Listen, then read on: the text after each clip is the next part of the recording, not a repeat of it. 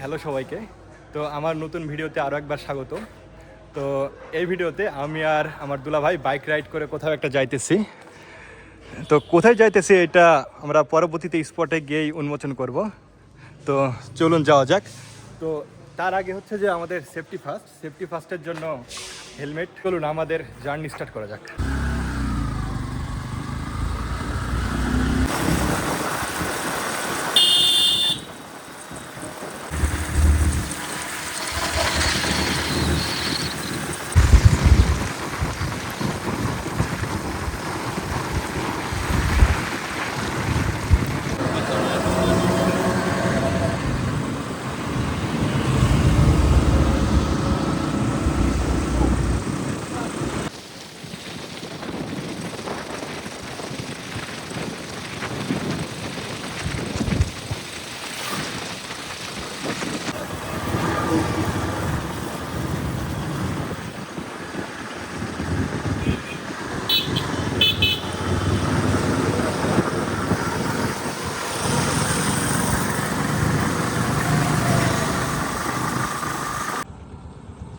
আমরা আমাদের গন্তব্যের খুব কাছাকাছি পৌঁছাই গেছি।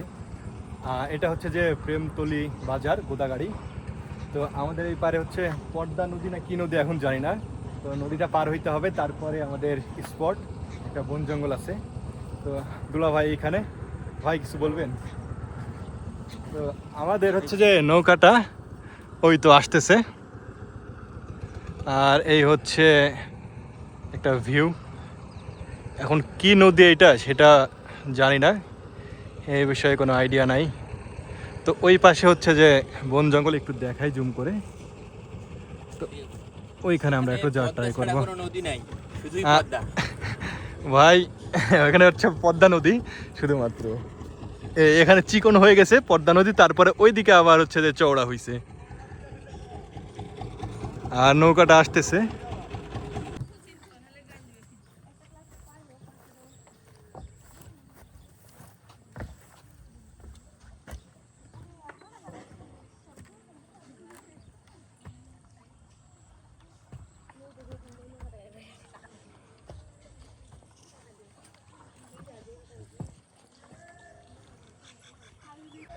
মামা এটা হচ্ছে যে কি নদী?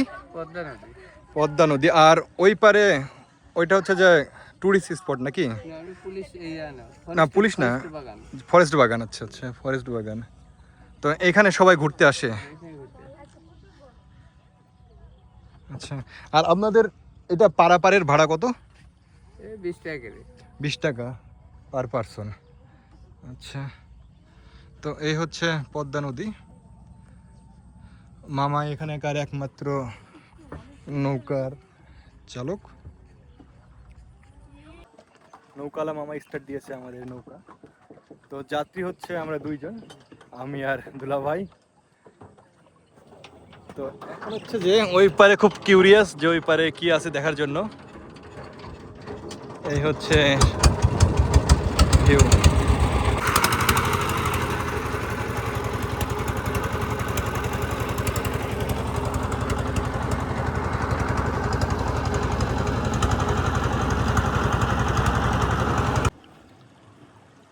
আমরা চলে আসছি এই পাড়ে, জাস্ট 1.5 থেকে 2 মিনিটের একটা জার্নি, নৌকা ভ্রমণ, এইটুকু একটু পথ।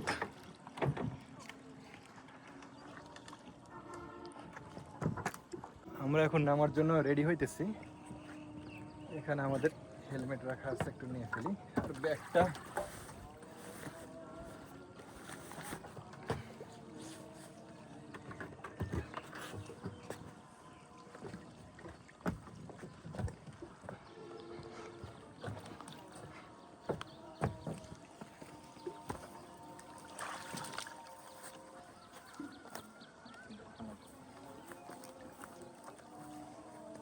এই হচ্ছে ফার্স্ট ইমপ্রেশন। এইটা হচ্ছে ফার্স্ট ইমপ্রেশন এই পাড়ে। এই পাশে এগুলো হচ্ছে পাট গাছ সম্ভবত, আমার গাছ সম্বন্ধে ধারণা একদমই কম। আর ওই পাশে বন, আর নদীর এই পার থেকে ওই পারের ভিউ। এটা ল্যান্ড অফ আছা পোকা। ল্যান্ড অফ আছাড় পোকা। সব ও ভাইয়ের আশেপাশে শুধুই পোকা।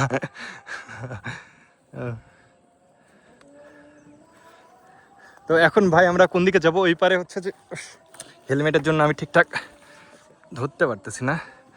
এই পাশে হচ্ছে গরু, গরু সব চড়তেছে, আর ওই পাশে দুইজন ছেলে, তাদের গরু মেবি। এটাকে আর এই বলা পাশে হয় জঙ্গল। Photography spot. এটা হচ্ছে ফটোগ্রাফি স্পট।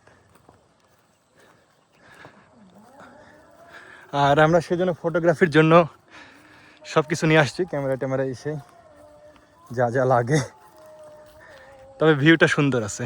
কিন্তু ফটোগ্রাফির জন্য পারফেক্ট সময় হচ্ছে একদম ভোরবেলা, সকাল যখন সূর্য যখন ওঠে ঠিক ওই সময়টা।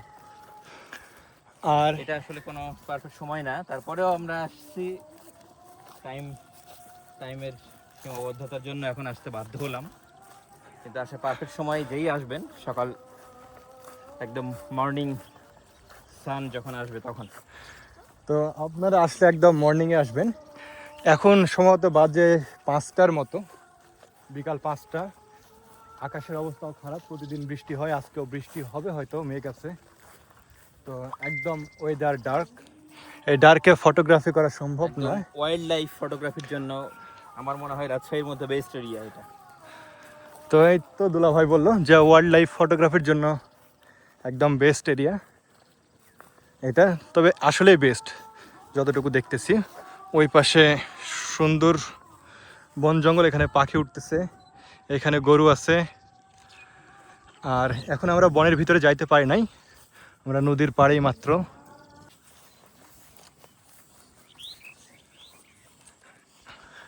এইখানে কিছু পাখি আছে, সব আননোন কিছু পাখি, ফটোগ্রাফির জন্য একদম পারফেক্ট, ওয়াইল্ড লাইফ ফটোগ্রাফির জন্য। তো এই পাখিগুলো হচ্ছে কিছু একটু দেখানো ট্রাই করি, কি শালিক পাখি সম্ভবত এগুলো। একদম ন্যাচারাল পরিবেশ। আর এই পাশে পাট গাছ।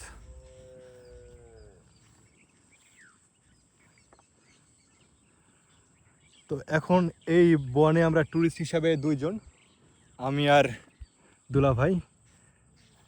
দুলাভাই ওইখানে ওয়াইল্ড লাইফ ফটোগ্রাফির জন্য একটু ব্যস্ত। মরুভূমির মাঝে দুইজন। তবে এখন পর্যন্ত সব কিছু সেফই লাগতেছে, দেখি বাকিটা কি হয়। তো এই চরে হচ্ছে যে চাচির সাথে দেখা, তো চাচির বাসা নাকি এখানে। তো একটু চাচির সাথে আমরা কথা বলি। তো চাচি, আপনার বাসা কি এখানে নাকি? এটা ও এই যে এটা, এই তো পলিথিন দিয়ে, খুব ইউনিক বাসা একটা। আর চাচির গরু মনে হয় এগুলো, এগুলো আপনার গরু নাকি? কয়টা গরু আপনার? ও আচ্ছা, বাচ্চা মা দিয়ে 8টা গরু আছে। তো আপনি কি এখানে একাই থাকেন? আপনার এক মেয়ে থাকে, আচ্ছা। তো শুধু গরুই আছে নাকি, আর না আর কিছু আছে? ও আচ্ছা আচ্ছা, এই ভেড়া আছে আপনার 10টার মতো। আপনি আর আপনার মেয়ে থাকেন এখানে। তো এই চরের মধ্যে যে আপনারা এদিকে করো, চরের মধ্যে যে আপনারা এখানে দুইজনে থাকেন, মানে আশেপাশে কি আরো বাড়িঘর আছে? এই যে পাশে একটা বাড়ি আছে, ওই পাশে, আর ওই পাশে একটা বাড়ি আছে, ওই কলার গাছালা ওখানে। ও এই পাশে একটা বাড়ি আছে। শুধু 3টা বাড়ি? 3টে বাড়ি। তো 3টা বাড়িতে আপনাদের কি মানে ভয়টাই লাগে না? ভয় কিসের? এই যে সব গরু দিয়েছে খরা, আচ্ছা, ওইদিকে আছে খরা, এদিকে আছে এই বনের ওই মাথার দিকে জঙ্গলের মধ্যে খরা আছে। সবাই পারে ধান টান লাগিয়ে দিয়েছে। তো মানে এপারে আপনাদের সবকিছু মানে এপারে ওইদিকে কিছু আছে আপনাদের? আছে, আছে না? বাড়ি আছে, বাড়ি আছে এখানে হচ্ছে আপনারা মানে বাগান বাড়ি। শুধু হচ্ছে গরু টরু চড়ানোর জন্য মানে এখানে আবাদ থাকেন? আছে, তো এইসব ভুল গেলে আমাদেরই। আচ্ছা, হ্যাঁ, তাই আবাদ করি, তো তাই থাকি। মানে আবাদ করার জন্য এখানে মানে সাময়িকভাবে থাকেন, তারপরে আবার চলে যান নিজের বাড়িতে। এখন ধরুন যে বন্যাতে ডুবে যাবে, তখন চলে যাবে। তখন চলে যাবেন না? ও আচ্ছা, তো সারমর্ম হইতেছে এটা, চাচিরা এখানে আপাতত অস্থায়ী বসবাস এই গরু টরু চড়ানোর জন্য। তো আর তারপর যখন একদম নদীর পানি ভরে যাবে বর্ষাকালে, তারপর চাচিরা তাদের যেটা নিজস্ব বাসস্থান আছে, বাড়ি আছে, সেইখানে চাচিরা ট্রান্সফার করবে। আর এই পাশে নাকি একটা বাড়ি আছে, এটা চাচির বাড়ি। আর এইদিকে নাকি একটা আছে, এই 3টাই বাড়ি আপাতত এই এরিয়ায়। এত বড় বন বিঘানার মধ্যে 3টাই বাড়ি। এত বড় বনে 3টাই বাড়ি শুধু।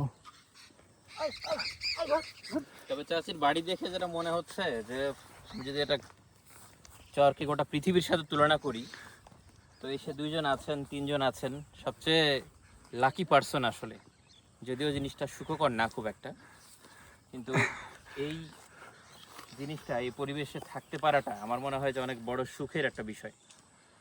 আসলে এখানে হচ্ছে যে কোনো যানবাহনের হর্ন নাই, কোনো টেনশন নাই, একদম নির্মল পরিবেশ, চারিদিকে একদম প্রশান্তির বাতাস, একদম ন্যাচারাল।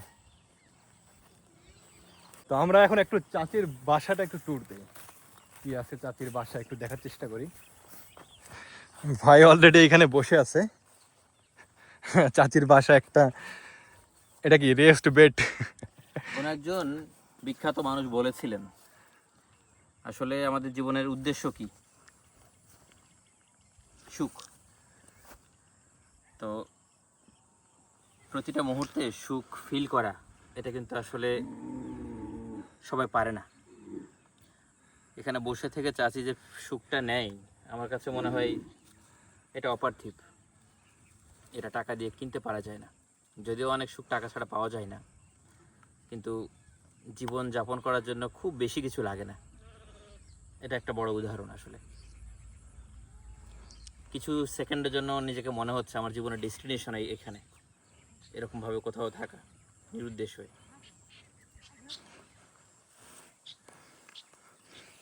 এরকম এক বন জঙ্গলে পাহাড়ে গহীনে থাকা সবার একটা ড্রিম। এক সময় মনে হবে সব যান্ত্রিক জনজীবন ছেড়ে এরকম গহীন এলাকায় কিছুটা সময় ব্যয় করি। তো এই পাশে হচ্ছে চাচির রুম, হয়তো এটা হচ্ছে যে এখন ঘেরা আছে, আমরা না ঢোকার ট্রাই করি। আর এই পাশে হচ্ছে যে গরুর খাবারের জন্য। এইদিকে চাচির কিছু শাকসবজি, হয়তো জানি না এগুলা কি, কিন্তু শাকসবজি। এই পাশে কিছু হচ্ছে রান্নার জন্য খড় টড় এগুলো আছে। এই পাশে চাচির গরু রাখার জন্য, চাচি বললো তার 10টা নাকি গরু আছে, 10টা ভেড়া আছে, আর গরু হয়তো 6টা, মা বাচ্চা দিয়ে এই অবস্থা। আর চাচি ওইখানে। আমরা একটু বনের দিকে অগ্রসর হচ্ছি, দেখি কি আছে। তো ফ্রন্ট ভিউটা হচ্ছে একদম অ্যামাজন জঙ্গলের মতো।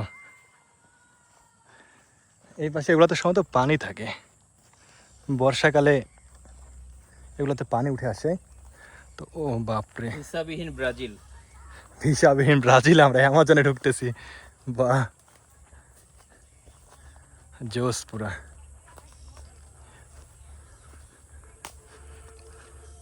একটা মিথ আছে না যে মানুষ খেকো গাছ আছে অ্যামাজন জঙ্গলে। এখানে হয়তো থাকতে পারে মানুষ খেকো গাছ। অ্যালার্ট থাকি আমরা, মানুষ খেকো গাছ কই আমাদেরকে নিয়ে চলে যাবে। তো বাঘ সিংহ নাই হয়তো, তবে শিয়াল টিয়াল থাকতে পারে। ওই পাশে নদী না? আর ওই পাশেও, ওই পাশে নদী হয়তো, ওই পাশে দেখা যাচ্ছে না, আমি একটু জুম করে দেখার ট্রাই করি। ওই যে ওই পাশে সম্ভবত নদী। আমাদের অলরেডি ঘোরাঘুরি শেষ, একটা ভালো অ্যাডভেঞ্চার ছিল। ভাই আপনার অনুভূতি কেমন?